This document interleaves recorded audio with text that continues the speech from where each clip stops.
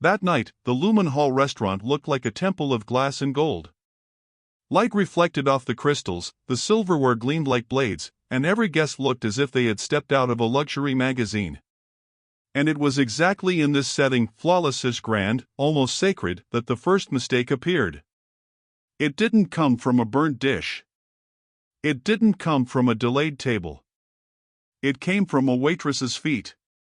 Marina Vale hurried between the tables, trying to blend in with the perfection of that gleaming hall. But nothing in that place shined more than the sharp gaze of someone who was used to judging. And a single second, a single slip, was enough for the millionaire's eyes to fall directly on the waitress's old sneakers. A small detail, but, seen by the wrong eyes that night, it would be enough to try to destroy her. And if you've ever felt that a simple detail made someone treat you like you were inferior, leave your like now, because this story is for you. Marina's shift had started badly. The broken bus, the torrential rain, the soaked bag. She ran into the staff room and realized, too late, that she had forgotten her work shoes. Her only option was the worn-out sneakers she should have thrown away months ago.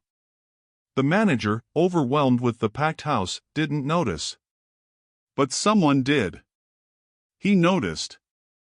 Philip Kingsley entered Lumen Hall like someone stepping into his own territory. Tailored suit, imposing presence, sharp expression, arrogance almost had a shape. He looked her up and down, slowly. And then, his eyes landed on the sneakers. First confusion. Then disdain. And finally, a cold smile. Marina felt her body freeze. The restaurant that once looked like a temple now felt like a courtroom. And Philip was the judge.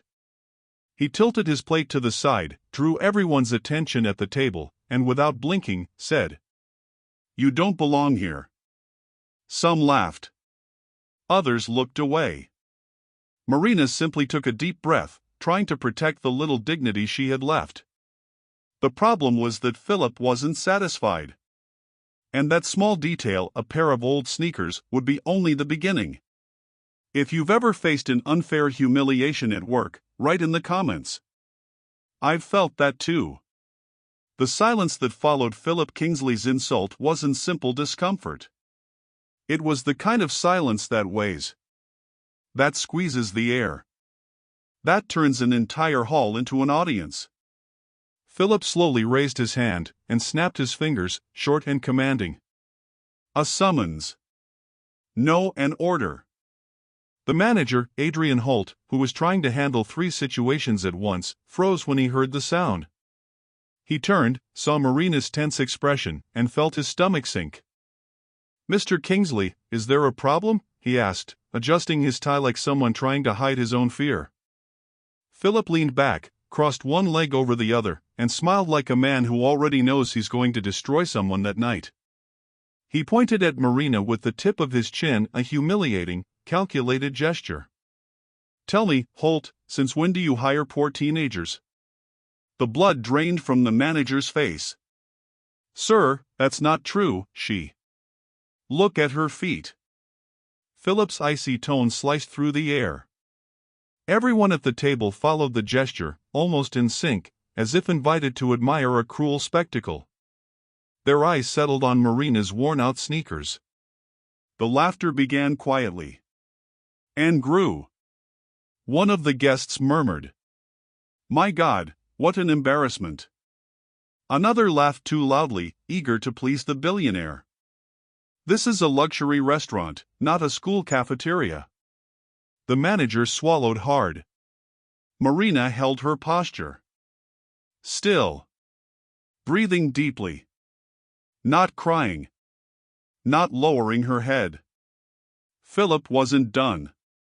He leaned forward, eyes gleaming with arrogance, and spoke loud enough for the entire hall to hear. "This is what you call elegance?" The laughter grew. Employees whispered in the corners.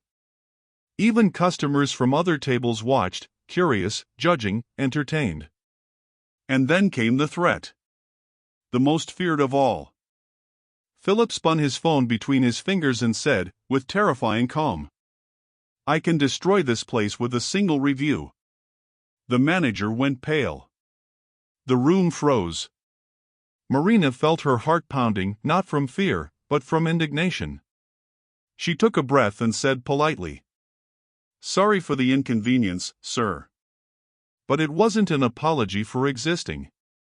It was for being forced to stand there and endure. The injustice was done. And everyone saw it.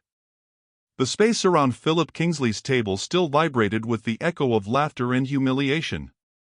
But behind the shining arrogance of that man, something was beginning to crack. It was almost poetic irony. The first fissure appeared at the exact moment he believed he had absolute control. Philip was surrounded by investors, men who smiled too much, agreed too much, and feared too much to oppose him. And this was the decisive night, the merger that could multiply Kingsley's empire into numbers few could even imagine. One of the investors, the oldest, leaned forward and asked, "Philip, regarding the net return forecast, you mentioned 11.4. Could you explain the calculation again?" It was a technical question. Delicate. Crucial. And then Philip answered. And he answered wrong. He mixed percentages with annual projections, called gross margin net margin, reversed the timeline, cited numbers that, to anyone with basic economic sense, simply didn't add up. But none of the men dared correct him.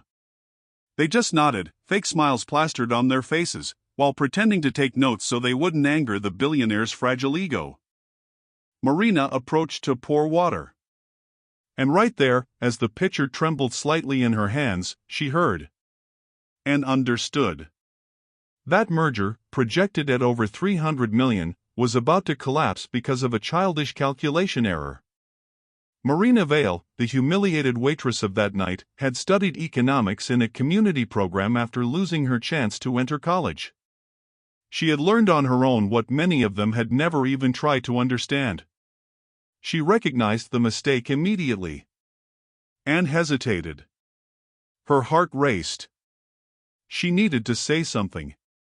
She needed to warn them. But that man who exposed her, stepped on her, treated her like she was invisible. Was he worth saving? In that silent dilemma, Marina lifted her eyes unintentionally in his direction. Philip noticed. And his arrogance returned in full force. "What are you staring at? Go do your job." The sentence hit her like a slap to the face. Marina stepped back, turned around, and walked away with quick steps. But something stayed there. Suspended. Heavy. A certainty. Marina Vale knew something no one else knew. And it could change everything or destroy everything. The first crack had opened. And it seemed no one noticed. No one except her. Do you think the simple waitress should interfere and save the deal? Or should she let the arrogant millionaire crash and burn? Marina entered the kitchen like someone fleeing an emotional fire. Her hands were shaking. Philip's words echoed like shattered glass inside her mind. And the moral dilemma burned in her chest. Save the man who humiliated her. Or let him fall by his own arrogance? The manager, Adrian Holt, came after her, almost tripping. "Marina, did you hear what they're discussing out there? That merger is huge. If this goes wrong, we lose half of this year's events." She swallowed hard. Half the events of the year. Half the revenue. Half the staff's salaries. Half of the only place that still gave her some stability. Marina took a deep breath, trying to steady her heart. "I know, Mr. Holt. I heard the mistake." "And you're sure?" 100%. The manager ran a hand over his face, tense. "Then, do what you think is right. Just, please, do it carefully." The decision was hers. Only hers. And Marina Vale, with old sneakers and intact dignity, made her choice. She returned to the hall with the most elegant posture she had ever carried. The lights reflected off the crystals. The stares cut through her like blades. But none of it stopped her. She approached Philip's table, waited for a pause in the conversation, and said with impeccable politeness, "Mr. Kingsley, with respect, there's a calculation that may affect your merger." The entire table froze. Philip took a second to understand what he had just heard. When he finally understood, his eyes narrowed. "That's none of your business. Go back to your job." But this time, no one agreed with him. One of the investors raised a hand. "No. Let her speak." Another added, "If she heard something relevant, we want to hear it." Philip was left speechless. The authority that once seemed absolute was beginning to crumble. Marina took a deep breath and began to explain, without arrogance, without anger, without trying to humiliate him. Simply stating the truth. She detailed the correct calculation. Explained the difference between net margin and gross margin. She corrected the numbers. Showed the variable he had ignored. And presented the real projection, using technical terms none of them expected to hear from a waitress. The silence that followed wasn't one of discomfort. It was pure incredulity. One of the investors murmured, "How does she know all this?" Philip turned pale. He realized, right there in front of everyone. Marina Vale, the waitress he had mocked for wearing old sneakers, had just saved a $300 million merger. And he had absolutely nothing to say. This was the moment. That she silenced him moment. The hall felt different. Not because of the lights, but because of the silence. A silence filled with respect, shock, and something no one expected to feel that night. Admiration. The merger was confirmed. The investors were excited, already discussing the newly secured projection Marina had saved. And Philip Kingsley remained seated, motionless, like someone who had just had his own reflection shattered. He watched Marina from a distance, not as someone analyzing an employee, but as someone recognizing a mistake he could never afford to repeat. When she walked by, heading back to the kitchen, he said her name. "Miss Vale." Marina froze. Took a deep breath. And slowly turned around.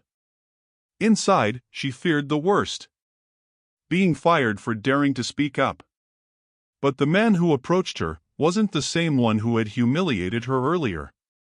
Philip stopped a few steps away. His voice came out low, controlled, and human. "I misjudged you."